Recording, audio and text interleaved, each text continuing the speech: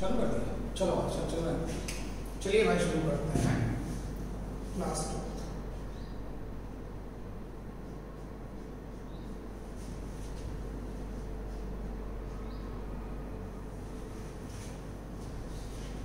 तो क्या पढ़ चुके थे हम लोग भाई?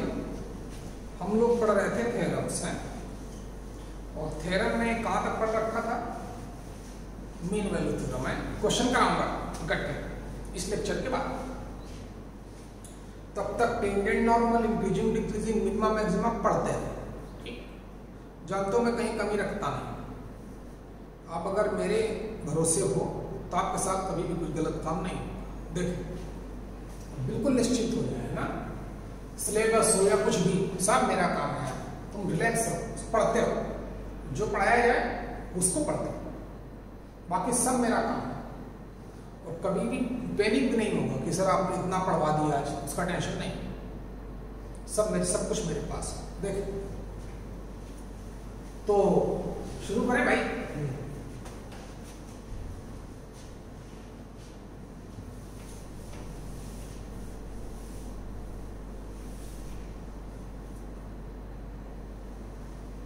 लिखें फिर Cauchy's mean value theorem.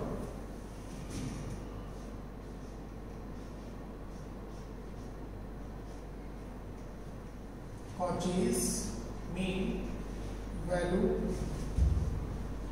theorem।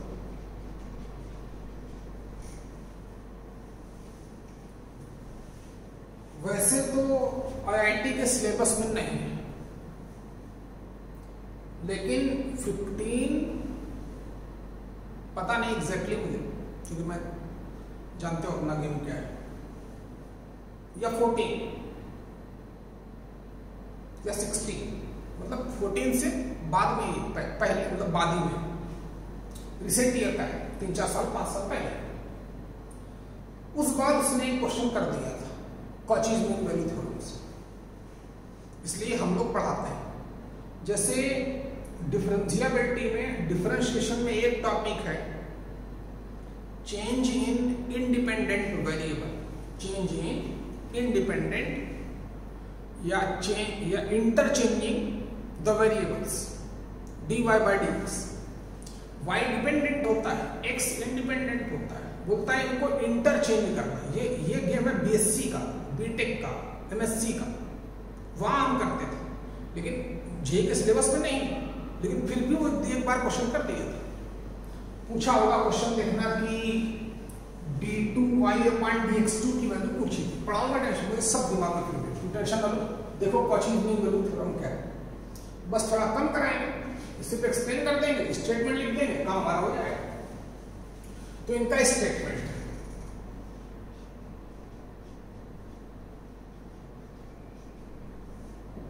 Statement सबका एक ही ऐसा है, लेकिन यहां पर क्या बोलता है कि दो फंक्शन, क्या कि if fx and g of x defined in close interval a to b। हमारे पास दो फंक्शन, एक fx है, दूसरा g of x। अगर वो किसी close interval a to b में डिफाइंड है, किस तरीके से?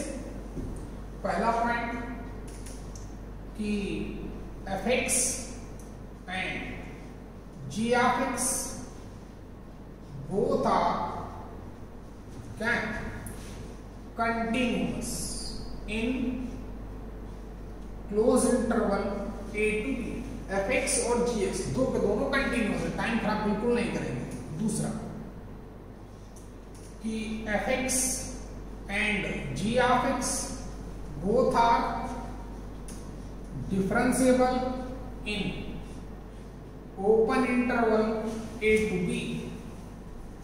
अगर हमारे पास दो फंक्शंस गिवन, एक close interval a to b में कंटिन्यूअस, दो के दोनों ही कंटिन्यूअस है, दो के दोनों ही डिफरेंशिएबल है, बस ये लगभग लैग्रेंजेस मीन वैल्यू थ्योरम को ही एक्सटेंड कर दिया गया है। लैग्रेंजेस मीन वैल्यू थ्योरम पिछली क्लास में पढ़ी थी कि नहीं, उसी को थोड़ा एक्सटेंशन है उसका, देखते हैं। फिर बोलता है then there exist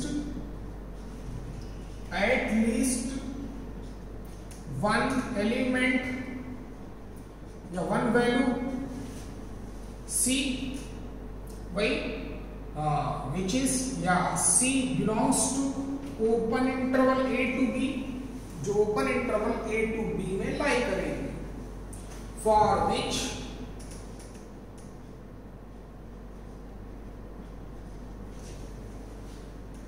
G dash C upon F dash C equal to GB minus G of A upon FB minus F of A, कुछ वैसा ही है। ठीक ठीक है, डायरेक्ट क्वेश्चन दिया था उसमें J1। अब लोग करेंगे, लोगों ने जाने कितने कितने तरीके लगा लगा के किए, लेकिन जो अपना स्टूडेंट था उसको मैं तो पढ़ाता ही, तो उसने आधे मिनट के अंदर क्वेश्चन कर लिया। इसलिए याद रखना। अच्छा, कॉन्सेप्ट वही है कि ये तो स्लोप ऑफ टेंजेंट दोनों में b माइनस ए से डिवाइड कर दिया, दोनों को b माइनस ए से डिवाइड कर दिया, तब भी वही रहा कि नहीं रहा? b माइनस ए से b minus A cancel out हो गया।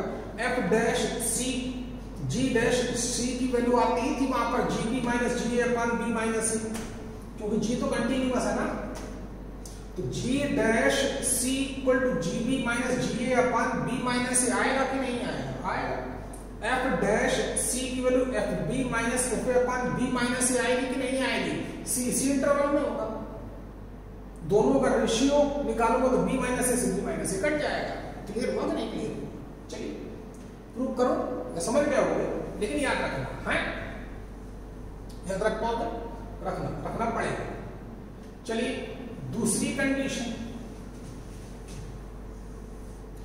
दूसरी intermediate value theorem. Intermediate value theorem ये क्या है, इसका क्या कॉन्सेप्ट है वो भी देखो। ये बोलता है कि स्टेटमेंट, इसका तो बहुत यूज है, कई बार मैथ्स में अप्लाई करता है स्टेटमेंट कि if function f of x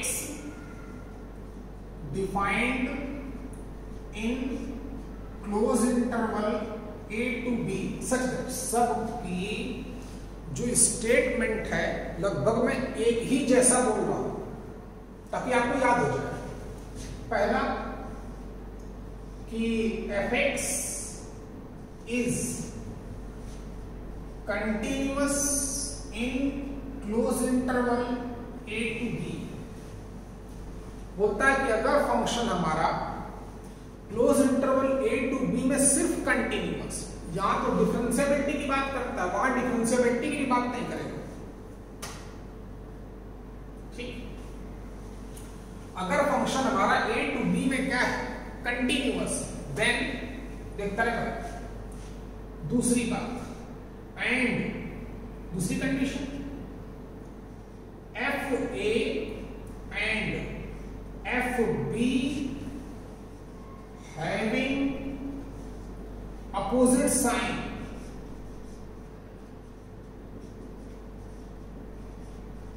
fa and fb इन दोनों का साइन क्या है, अपोजिट। मतलब अगर fa पॉजिटिव है fb निगेटिव है। आगे बढ़ेगा, देखते हैं। ठीक है, देखो तो फिर गेम देखना, पहले सीख लें कि पहले लिख दें, लिख लो। अच्छा, then there exist at least one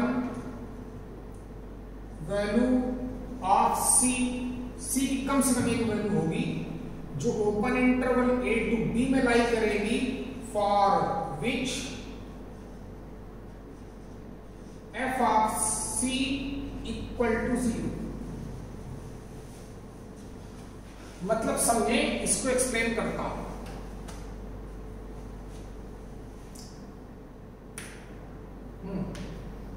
बोलता है फंक्शन सिर्फ a से b तक कंटिन्यूअस हो, क्या सिर्फ कंटिन्यूअस हो, एफ ए और एफ बी का साइन अपोजिट हो, अगर एक पॉजिटिव है तो दूसरा नेगेटिव, तब बोलता है कम से कम एक वैल्यू ऐसी होगी सी की जो open interval A to B में लाई करेगी, जिसमें फंक्शन की वैल्यू 0 आएगी।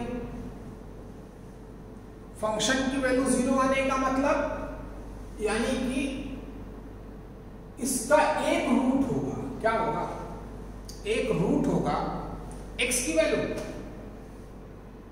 जो a टू b में लाई करेगा। बहुत बड़ा कॉन्सेप्ट है बेटा। क्या बोला इसने कि समझिए कि अगर कोई फंक्शन हमारा close interval a to b में कंटिन्यूअस है, F A and F B दोनों का साइन अपोजिट है, तब उस open interval a to b में उस फंक्शन का एट लीस्ट वन रूट जरूर होगा। कम से कम एक ऐसी वैल्यू होगी जहां पर फंक्शन की वैल्यू 0 होगी। ग्राफिकली दिखाता हूं, आप और जल्दी समझो। इसको हटा दो भाई, आपने नोट कर लिया होगा, हटा देता हूं।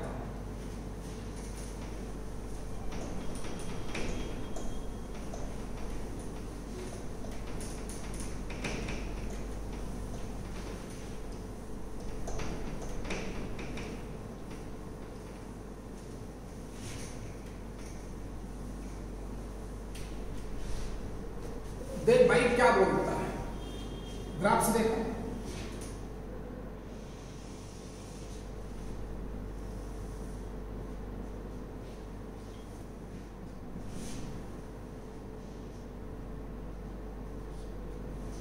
चलिए मान लेते हैं ए पॉइंट यहां मान लो, क्या चल नहीं मानता हूं, मैं मान लेता हूं। मान लेते हैं x की वैल्यू a यहां पर और x की वैल्यू b कहां पर है, यहां A टू B हमारा इतना इंटरवल है। इन दोनों कंडीशन को फॉलो करेंगे, अपने आप हमें सब रिफ्लेक्ट हो जाएगा। करो बेटा, A से B तक फंक्शन कंटिन्यूअस है तो ग्राफ ब्रेक नहीं होगा, समझिएगा। जो A पर साइन है वो B पर साइन का अपोजिट साइन होना चाहिए। अपोजिट का मतलब अगर a पर फंक्शन की वैल्यू पॉजिटिव है, a पर ग्राफ x एक्सिस के ऊपर है, तो x इक्वल टू b पे ग्राफ कहां होगा, x एक्सिस के नीचे होगा। तो ग्राफ ऐसे तो ग्राफ होना ही पड़ेगा। बोलना भाई, a पर पॉजिटिव b पर नेगेटिव, तो ग्राफ जरूर x एक्सिस को एक पॉइंट पर मिलेगा। और फंक्शन हमारा क्या होगा, y equal to F of x। तो एक x की एक ऐसी वैल्यू है जहां पर फंक्शन की ग्राफ x एक्सिस को इंटरसेक्ट कर रहा है कि नहीं कर रहा है, ग्राफ x एक्सिस को इंटरसेक्ट कर रहा है कि नहीं कर रहा है। x एक्सिस को इंटरसेक्ट करने का मतलब x की इस वैल्यू पर y की वैल्यू 0 आएगी, क्योंकि x एक्सिस पर y क्या होता है, 0। यही तो बोल रहा है। अब आप समझ रहे हो, अगर कोई फंक्शन हमारा किसी close interval a to b में सिर्फ कंटिन्यूअस है, डिफरेंशिएबल होना कंपलसरी नहीं है, लेकिन जो बाउंड्री पॉइंट a और b, अगर इन दोनों पर फंक्शन का अपोजिट साइन, साइन का मतलब अगर एक पॉजिटिव है दूसरा नेगेटिव होना चाहिए। एक अगर इस पर नेगेटिव है तो इस पर पॉजिटिव, तो x एक्सिस को एक बार जरूर मिलेगा कि नहीं मिलेगा, ऑब्वियसली मिलेगा बेटा, मिलेगा कि नहीं भैया, मिलेगा। बात क्लियर हो गई, वही तो बोल रहा है। अच्छा समझ गया हो गया। सी और C open interval A to B में लाई करता है। या फिर और ग्राफ देखें, एट एटलीस्ट कम से कम एक वैल्यू मिलेगी। चलिए ये मान लेते हैं ए, ये मान लेते हैं बी, ए पर निगेटिव मान लेते हैं, बी पर पॉजिटिव ग्राफ मान लेते हैं। चल देख भाई, कंटिन्यूअस ग्राफ बनाना है, हो गया ऐसे, कैसा भी बनाओ यार, बस कंटिन्यूअस होना चाहिए, डिफरेंशिएबल होना जरूरी नहीं। ए पर फंक्शन की वैल्यू निगेटिव, तो बी पर क्या दिखानी है, पॉजिटिव। फंक्शन का ग्राफ कहीं ब्रेक नहीं होना चाहिए, क्योंकि बोला फंक्शन कंटिन्यूअस होना कंपल्सरी है। तो कितनी वैल्यू मिल रही है, ओपन इंटरवल ए टू, यहां पर फंक्शन एक्स एक्सिस को इंटरसेक्ट करता है, एक्स एक्सिस को इंटरसेक्ट करने का मतलब y की वैल्यू 0, y की वैल्यू 0 आ जाए x की वैल्यू पर, इस फंक्शन को इसको सेटिस्फाई करेगा कि नहीं करेगा? सेटिस्फाई करने का मतलब इसका रूट होगा कि नहीं होगा? होगा, वही तो बोल रहा है। 1, 2 और 3 कितने रूट हैं a टू b के बिटवीन? इस फंक्शन के 3 रूट। यानी कि अगर किसी फंक्शन का ग्राफ किसी close interval a to b में ऐसा बन रहा है, देन फंक्शन हैविंग 3 रूट्स। समझ में आया? Lies in the interval a to b means at least 1 वाली जो कंडीशन है वो हमारी सही है। अरे ग्राफ एक्स एक्सिस को छोड़ के थोड़ी निकल जाएगा, a पर निगेटिव है, b पर पॉजिटिव, इंटरसेक्ट तो करेगा ना जरूर एक्स एक्सिस को। जहां पे इंटरसेक्ट करेगा x की उसी वैल्यू पर फंक्शन की वैल्यू y की वैल्यू 0, यानी वो रूट हो जाएगा। अब तो समझ गए होंगे, समझ गए?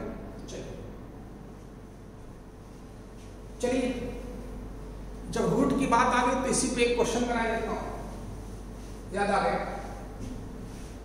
2013 एडवांस का क्वेश्चन है कि नंबर ऑफ, समझना गेम देखना, नंबर ऑफ सॉल्यूशंस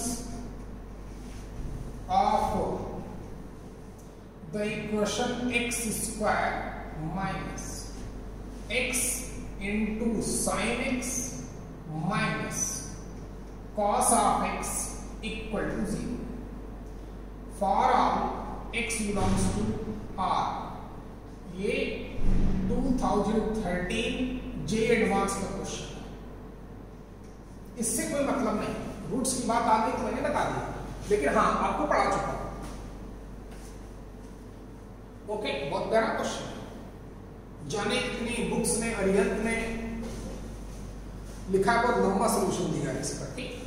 लेकिन अब देखिएगा 12th का शुरू हो गया, कितना हो गया? बहुत है, चलते चलने तो ये थ्योरम पढ़ा। हाँ भाई, क्या चल रहा है? Number of solutions of this equation x square minus x sin x minus cos x, x belongs to R।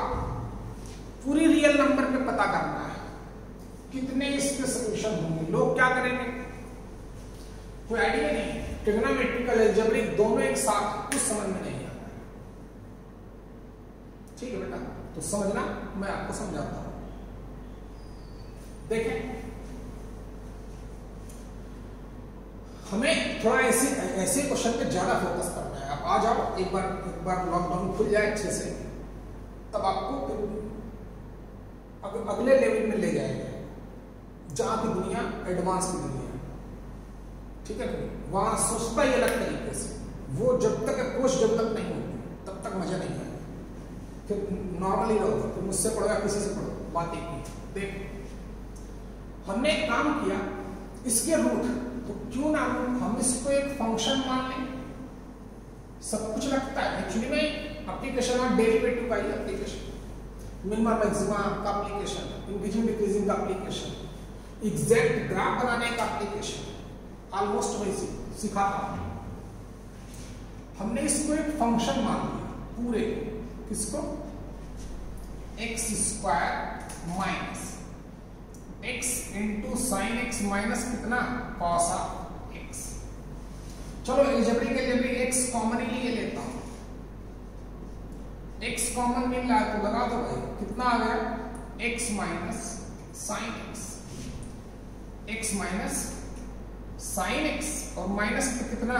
cos of x। देखो बहुत सीखना है। अगर हमें ये पता चल जाए कि इसका ग्राफ क्या, इसका ग्राफ x एक्सिस को कितने पॉइंट पे इंटरसेक्ट करता है, ऑप्शन दिए होंगे 0, 2, 4, 6, 4 ऑप्शन दिए। गौर से देखना बात कहां पर हो रही है, बात हो रही है पूरे रियल नंबर की, मतलब -∞ टू +∞, होल रियल नंबर की बात हो रही है। चलिए तो पहले एंड पॉइंट पे साइन वाला रूल लगा के देखते हैं कहां क्या साइन हो रहा है।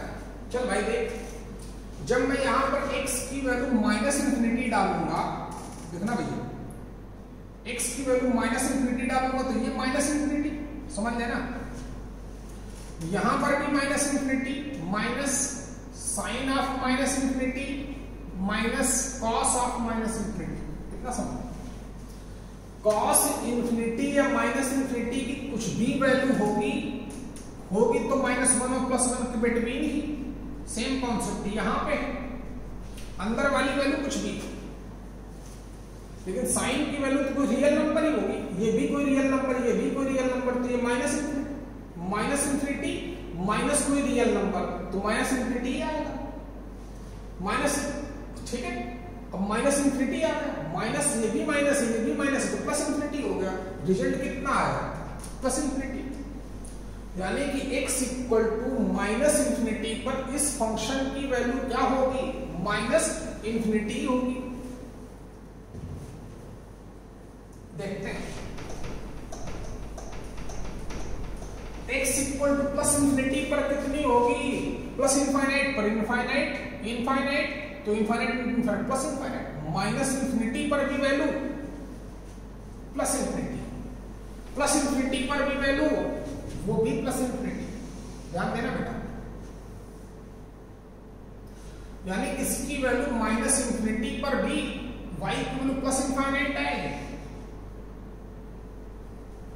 y की वैल्यू क्या आएगी, +∞ आएगी, और x इक्वल टू +∞ डालने पर भी y की वैल्यू इनफाइनाइट आएगी। ठीक, तो ग्राफ अभी ऐसे भी बन सकता है, पैराबोलिक ग्राफ ऐसे भी बन सकता है, ऊपर नीचे चला जाएगा, बोलना हाँ, लेकिन ये कंपलसरी है कि जो हमने फंक्शन सेलेक्ट किया है वो वो कंटिन्यूअस भी है और डिफरेंशिएबल भी है x की ऑल रियल वैल्यू के लिए, क्योंकि trigonometrical function sine and cos x की ऑल रियल वैल्यू पे कंटिन्यूअस भी होते हैं, डिफरेंशिएबल भी होते हैं। अलजेब्रिक फंक्शन कंटिन्यूअस भी होते हैं, डिफरेंशिएबल, सम प्रोडक्ट कंटिन्यूअस भी होगा, डिफरेंशिएबल भी। तो -∞ से लेकर +∞ तक जो फंक्शन हमने सिलेक्ट किया है वो कंटिन्यूअस भी होगा और डिफरेंशिएबल भी होगा। क्लियर? -∞ पर y की वैल्यू +∞ आएगी, +∞ पर भी +∞ आएगी। अब इस फंक्शन का ग्राफ, क्योंकि इसके किसके इक्वल गिवन था, 0 के इक्वल, तो f(x) = 0 हो जाए, x की कितनी वैल्यू होगी, रूट्स का मतलब, नंबर ऑफ सोल्यूशन का मतलब how many values of x eight which result of this function will be 0। देखें अब ओके, अब कुछ समझ में नहीं आ रहा। अच्छा, ये पता चल जाए कि इसका कहां पर मिनिमा अटेन करेगा, कहां पर मैक्सिमा अटेन करेगा, तो आइडिया लग सकता है। चलो लगाते हैं, देखते हैं, लगाओ। तो f(x) हमने राइट वाले पोर्शन को मान लिया, राइट साइड 0 ही रखा। देखते हैं f(x) ये गिवन है। अब हमने सोचा कि चलो पता करें कहां पे मिनिमा अटेन करता है, कहां पे मैक्सिमा अटेन करता है। देखें, चलो वो किस पे डिपेंड करता है, f' पे, इंक्रीजिंग डिक्रीजिंग पे। एक बार डिफरेंशिएट करूंगा, निकालो f' कितना आया, 2x माइनस, यहां पे लगेगा प्रोडक्ट रूल, माइनस आगे चल ही रहा है, डायरेक्ट करता हूं, समझ जाएगा। चल समझ, चल नहीं करता तेरे लिए, अच्छा। Product rule, x into sine का derivative cos of X plus sine अपनी जगह पर एक्स का 1 तो साइन एक्स माइनस कॉस का होता है minus sine minus minus plus हो गया, इस साइन से ये साइन गायब हो जाएगा, तो एफ डैश कितना आया 2x माइनस का x कॉस ऑफ x बराबर। चलो x कॉमन ही लेते हैं, जैसा मैं अक्सर करता हूं, x कॉमन दिख रहा है तो कॉमन ले लो, कितना बचा 2 minus cos x minus infinity पर इस फंक्शन की value plus infinity, plus infinity पर इस फंक्शन की value plus infinity, whole real number पे फंक्शन हमारा कंटिन्यूअस भी होगा, डिफरेंशिएबल भी होगा, ना ग्राफ ब्रेक होगा, ना कहीं पे शार्प पे जाएगा। अच्छा 2 माइनस कॉस एक्स तो ऑलवेज पॉजिटिव होगा, कॉस एक्स की रेंज -1 to +1, तो 2 minus cos x always positive, आप समझदार हैं। एक्स कहां पर पॉजिटिव होगा कहां पर नेगेटिव होगा देखे लेते हैं। अब समझिए ना एक्स ये तो पॉजिटिव है ना बेटा, तो इसको इनइक्वालिटी से हटा दें, एक्स अकेले 0 बचा, तो हम सब लोग जानते हैं 0 के राइट जाऊंगा तो पॉजिटिव होगा, 0 के लेफ्ट जाऊंगा तो नेगेटिव होगा। जो एफ डैश है वो 0 पे क्या दिख रहा है, 0 पे वो साइन चेंज कर रहा है, और x इक्वल टू 0 पर इसकी वैल्यू 0 भी है क्योंकि फंक्शन डिफरेंशिएबल है। तो समझिए एफ डैश मिनिमम मैक्सिमा का कॉन्सेप्ट, उस पॉइंट से पहले तक फंक्शन क्या कर रहा है डिक्रीज, उस पॉइंट के बाद फंक्शन क्या कर रहा है इंक्रीज, तो उस पॉइंट पर क्या अटेंड करेगा मिनिमा अटेंड करेगा। और क्या बोलना, अगर उस पॉइंट से पहले तक फंक्शन का ग्राफ स्ट्रिक्टली इंक्रीज करता, उसके बाद स्ट्रिक्टली डिक्रीज करता, तो उस पॉइंट पर क्या अटेंड करता मैक्सिमा अटेंड करता। 0 से पहले मतलब निगेटिव, तो ये पूरा सेगमेंट निगेटिव हो जाएगा, इसको ये तो हट ही गया भाई, ओनली x बचा, x निगेटिव होगा तो होल सेगमेंट निगेटिव होगा, f डैश निगेटिव होगा इफ x लेस देन 0, 0 के लेफ्ट हैंड नेबरहुड पर इसकी वैल्यू निगेटिव, 0 के राइट हैंड नेबरहुड पर f डैश पॉजिटिव, तो फंक्शन 0 पर क्या अटेंड करेगा मिनिमा अटेंड करेगा, पूरा का पूरा फंक्शन हमारा सिर्फ 0 पर मिनिमा अटेंड करेगा। तो चलो मिनिमम यानी कि फंक्शन एक ही पॉइंट पर मिनिमा अटेंड, कहीं पर मैक्सिमा अटेंड करेगा कभी नहीं। अगर पूछता कि function this in whole real number having 4 option, 1 minima 2 maxima बोलना, 3 मिनिमा D अनकाउंटेबल मैक्सिमास, तो कितने पॉइंट पर फंक्शन हमारा मिनिमा अटेंड करता 1 एंड ओनली 1, सिर्फ एक पॉइंट पर फंक्शन मिनिमा अटेंड करता, वो कौन सा पॉइंट होता ओनली x इक्वल टू 0, तो 1 वाले ऑप्शन को टिक करता 1 मिनिमा। तो ये जो पूरा फंक्शन है हमारा ये सिर्फ x इक्वल टू 0 पर मिनिमा अटेंड करता है, तो 0 पर इसकी मिनिमम वैल्यू भी होगी। चलो चेक के लेते हैं, f ऑफ 0 कितना आएगा, जब मैं f ऑफ 0 निकालूंगा तो ये भी 0 ये भी 0 और cos 0 की वैल्यू 1 तो -1, 0 पर फंक्शन की वैल्यू कितनी होगी -1, ग्राफ 0, -1 पे भी अटेंड करेगा, फंक्शन क्या होगा मिनिमा होगा, 0 से पहले तक फंक्शन क्या है स्ट्रिक्टली डिक्रीजिंग, तो ग्राफ -∞ टू +∞ हो, ग्राफ यहीं से चलेगा लगातार डिक्रीज करेगा। 0 पहुंचने के बाद क्या करेगा इंक्रीज करेगा, तो ऑब्वियस है इस फंक्शन का ग्राफ कुछ ऐसा बनेगा। 0 पर फंक्शन क्या अटेंड करता हुआ दिख रहा है मिनिमम, इस फंक्शन का जो ग्राफ होगा वो लगभग ऐसा ही होगा, क्योंकि फंक्शन कंटिन्यूअस है, डिफरेंशिएबल है, -∞ पर वैल्यू +∞, +∞ पर वैल्यू +∞, फंक्शन को एक बार डिफरेंशिएट किया, 0 पर पता चल गया वो मिनिमा अटेंड कर रहा है, उसकी मिनिमम वैल्यू क्या होगी 0, -1, तो ग्राफ ऐसा बनेगा कि नहीं बनेगा? इस फंक्शन का ग्राफ जब ऐसा बना, तो ग्राफ में एक्स एक्सिस कितने पॉइंट पे इंटरसेक्ट किया? 2 पॉइंट पर। ये x = x1 और ये x = कितना? x2। तो ये फंक्शन की वैल्यू x की कितनी वैल्यू पर 0 होगी? 2 वैल्यूज पर इस फंक्शन की वैल्यू 0 होगी। समझ में आया नहीं? बोलो। तो सीखें आप, किसी से कॉपी मत करें कि इसने ऐसे लगा कैसे लगा। कई बुक्स ने इतना गंदा लिखा है, इसे कर ही नहीं पाए, सिर्फ क्वेश्चन डाल दिए छोड़ दिए। कुछ ने किया है थोड़ा अलग तरीके से किया, क्या क्या कॉन्सेप्ट लगाया, बेकार। उसको उधरने की कोई जरूरत ही नहीं, इसको डायरेक्ट फंक्शन बनाओ। इसका ग्राफ, अरे y = 0 मतलब x axis, fx = gx, graph बना नहीं सकते, लेकिन हम थोड़ा आइडिया तो है। तो इंक्रीजिंग डिक्रीजिंग बहुत हेल्प करता है। अगर पूछे इस फंक्शन की रेंज बता दो, तो इस फंक्शन की रेंज -1 to ∞ होती है। बोलो भाई, बोलता फंक्शन किस पॉइंट पर मिनिमा अटेंड कर रहा है? 0 पर, x = 0। फंक्शन की मिनिमम वैल्यू क्या है? -1। Function increases in the interval 0 to ∞, close interval, 0 पे close. Function decreases in the interval -∞ to 0। एक ही क्वेश्चन कितने बार यूज कर सकता है? तो आप समझिए, अहमियत पढ़ते हो, पढ़ते कम। आगे बढ़े भाई, चलिए आगे बढ़ते हैं। तो थ्योरम आपकी हो गई और मिनिमा मैक्सिमा निकालने का एक कॉन्सेप्ट भी हो गया, पहला मेथड। ठीक, अब दूसरा मेथड देखिए, सेकंड मेथड बता दूंगा।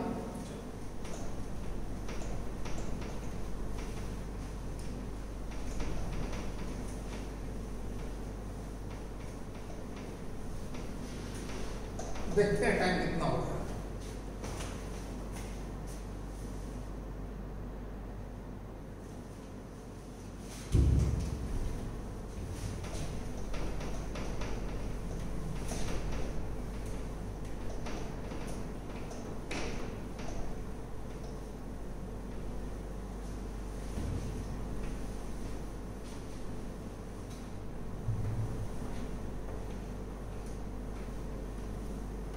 इसमें बहुत क्वेश्चन कराऊंगा भाई, है तो बहुत खतरनाक है।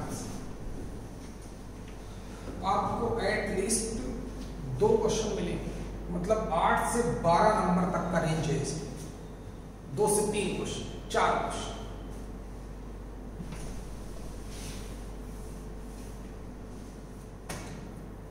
चलिए सीखते हैं। आज छोटे छोटे पॉइंट। सेकेंड डेरिवेटिव मेथड से पहले कुछ कॉन्सेप्ट हमारे हैं।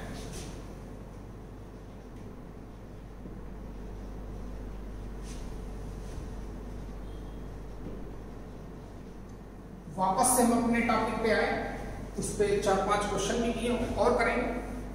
आपको असाइनमेंट मिल गई होगी, ना मिली तो बताना होगा, जिसको नहीं मिली। एक इसका छोटा सा पार्ट है, उसको आज पढ़ लेते हैं।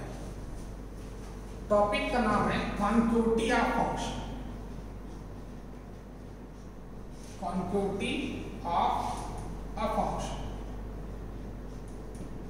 बहुत प्यारा पॉइंट है। कॉन्केविटी ऑफ अ फंक्शन,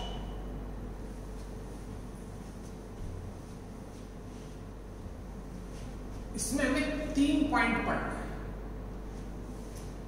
बहुत इंपॉर्टेंट है बेटा, क्योंकि गौर करना, आज इस बात का खुलासा हो जाएगा, बिल्कुल पिक्चर क्लियर हो जाएगी कि मैंने बोला था अगर फंक्शन हमारा स्ट्रिक्टली इंक्रीजिंग है तो हम ग्राफ ऐसे बना सकते हैं स्ट्रिक्टली इंक्रीजिंग का। ये स्ट्रिक्टली इंक्रीजिंग है तो ये भी तो स्ट्रिक्टली इंक्रीजिंग है, दो के दोनों ही स्ट्रिक्टली इंक्रीजिंग है। आप समझ पा रहे हैं कि नहीं? कौन सा ग्राफ कब बनेगा ये बताएगा हमारा आज का लेक्चर। कॉन्केविटी ऑफ तो सीखें ये डिपेंड होता है सेकेंड डेरिवेटिव। जैसे हमें फर्स्ट डेरिवेटिव एक बार डिफरेंशिएट करूंगा तो dy बाई dx क्या देता है? ये देता है स्लोप ऑफ टेंजेंट देता है। इसी तरीके से अगर मैं फंक्शन को दो बार डिफरेंशिएट करूं, d2y by dx2 find out करूं, तो वो बताएगा कॉन्केविटी ऑफ द फंक्शन। ये तुम्हारा कॉन्केव और कॉन्वेक्स नहीं है जिसे फिजिक्स में आप पढ़ते हो ऑप्टिक्स में, लेकिन लगभग वैसा ही है। अच्छा, तो सीखें पहला पॉइंट, कॉन्केविटी ऑफ फंक्शन किस पे डिपेंड है? Second derivative. उस फंक्शन को दो बार डिफरेंशिएट करूंगा। चंद्र सर आपको डिफरेंशिएशन पढ़ा रहे होंगे इसमें, क्योंकि उसका बहुत यूज है d2y बाई dx2। अच्छा, 3 पॉइंट है, देखें। पहला पॉइंट कॉन्केव अप,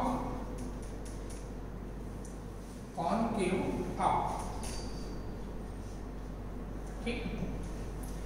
तो लिख लें graph of fx is concave up if d2y upon dx2 is greater than 0। Graph of function concave up कब होगा? जब सेकेंड डेरिवेटिव पॉजिटिव हो। फंक्शन इंक्रीजिंग कब होता है? जब फर्स्ट डेरिवेटिव पॉजिटिव। और जो इस फंक्शन का ग्राफ होगा, एंड ग्राफ लाइक जो ग्राफ होगा वो बनेगा ऐसे, बाउल की तरह। ये कॉन्केव अप का ग्राफ है। अगर स्ट्रिक्टली डिक्रीजिंग है तो ग्राफ ऐसे, अगर स्ट्रिक्टली इंक्रीजिंग है तो ग्राफ ऐसे, ठीक। मैं लिखे भी देता हूं ये किसका ग्राफ है? ये हमारा कॉन्केव अप का ग्राफ, ठीक। दूसरा पॉइंट कॉन्केव डाउन।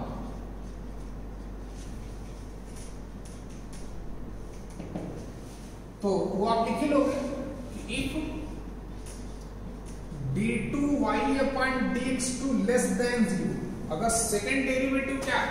निगेटिव है किसी भी इंटरवल में, तो ग्राफ कैसा बनेगा? ग्राफ बनेगा कॉन्केव डाउन, मतलब ऐसे।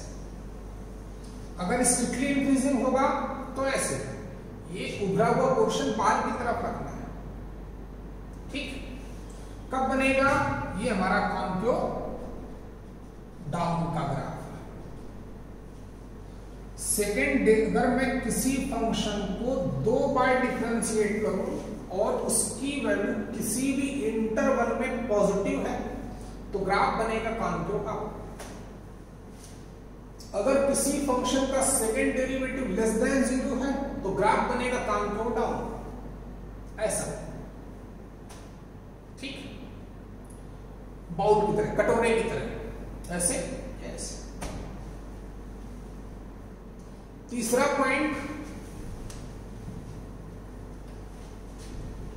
पॉइंट है हमारा इसमें इन्फ्लेक्शन पॉइंट। जो थर्ड पॉइंट है हमारा पढ़ना है इसमें, वो है इन्फ्लेक्शन पॉइंट या पॉइंट ऑफ इन्फ्लेक्शन।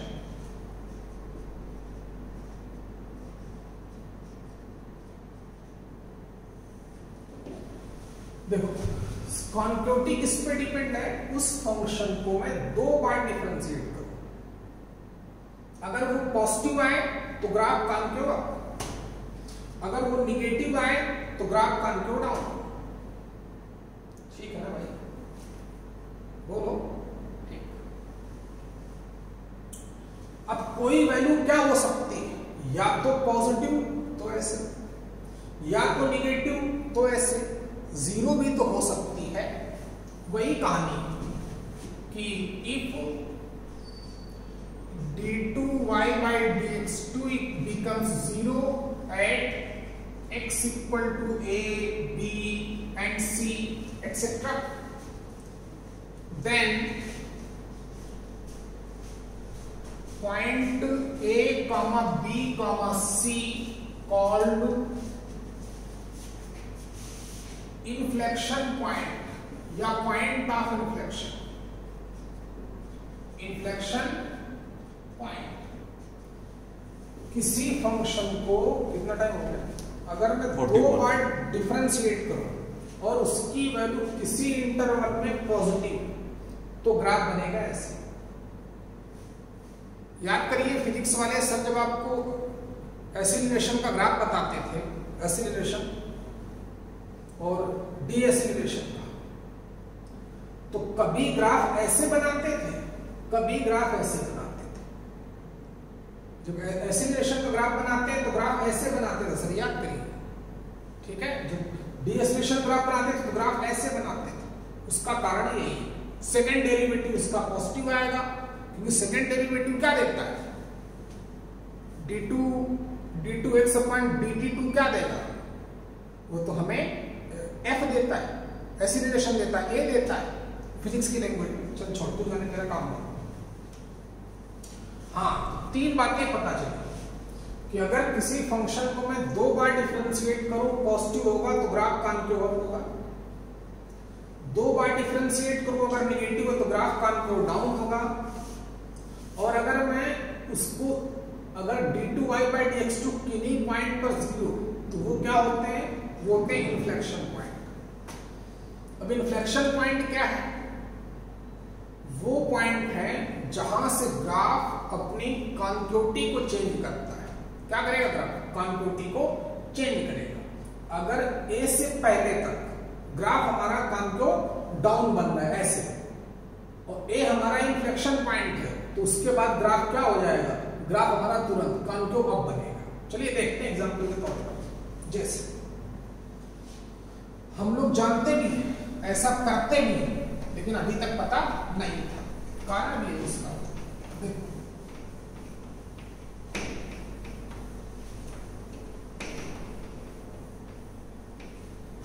देखिए जैसे हम लोगों को साइन x का ग्राफ आता है कि नहीं, उसमें गेम होता है ऐसा, जाने कितने ग्राफ आपको आते हैं, लेकिन ये नहीं पता कि ऐसा क्यों हो जाता है। तो देखिए भाई, अच्छा जैसे हमारे पास ग्राफ बनाते थे हम लोग y इक्वल टू किसका, साइन ऑफ x का। ग्राफ ऐसा क्यों बनता, देखते रहे ना।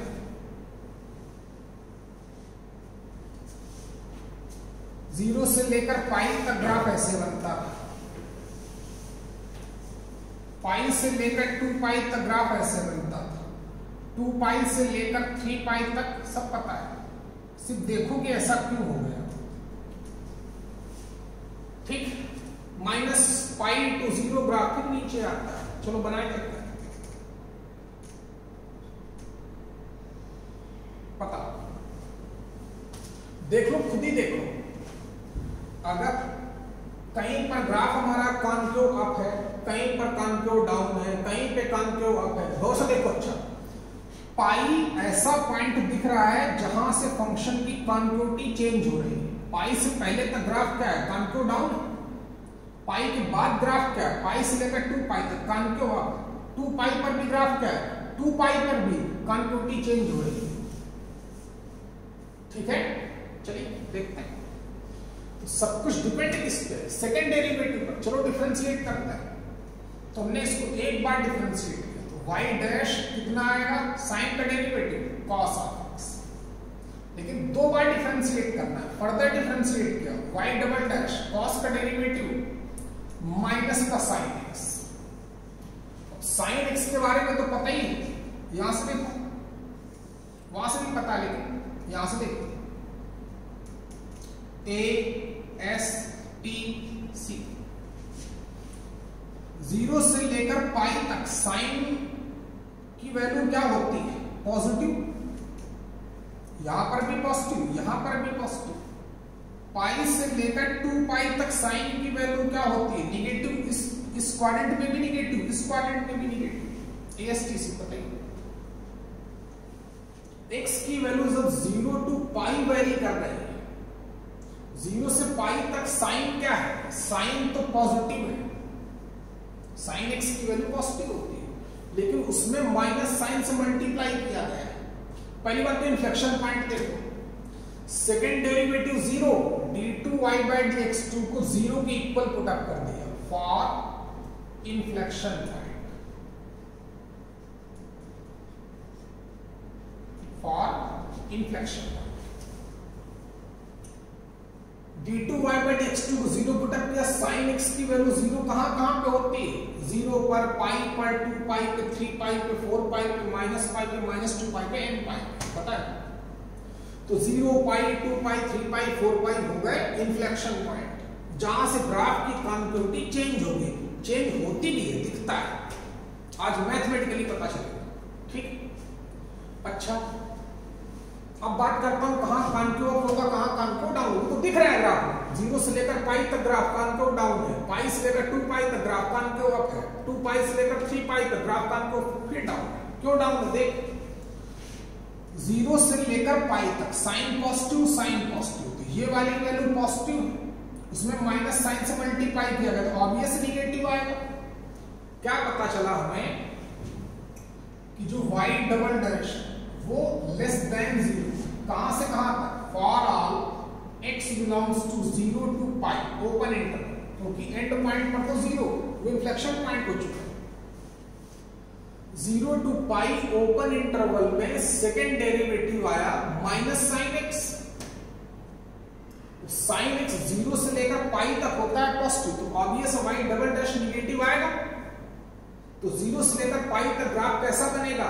कॉन्केव डाउन बनेगा। ग्राफ दिख भी रहा है। और देखिए, पाई से लेकर 2 पाई तक, जब x की वैल्यू पाई से लेकर 2 पाई तक चलती है तब साइन x की वैल्यू होती है नेगेटिव। ये खुद नेगेटिव है, उसमें माइनस साइन से मल्टीप्लाई किया, रिजल्ट क्या आएगा? पॉजिटिव।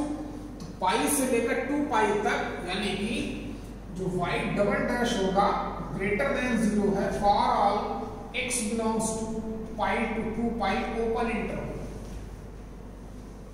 यानी कि पाई टू 2 पाई में ग्राफ कॉन्केव अप बनेगा, सब दिखेगा। पाई टू 2 पाई में ग्राफ कॉन्केव डाउन बनेगा। सेकेंड डेरिवेटिव क्या देता है?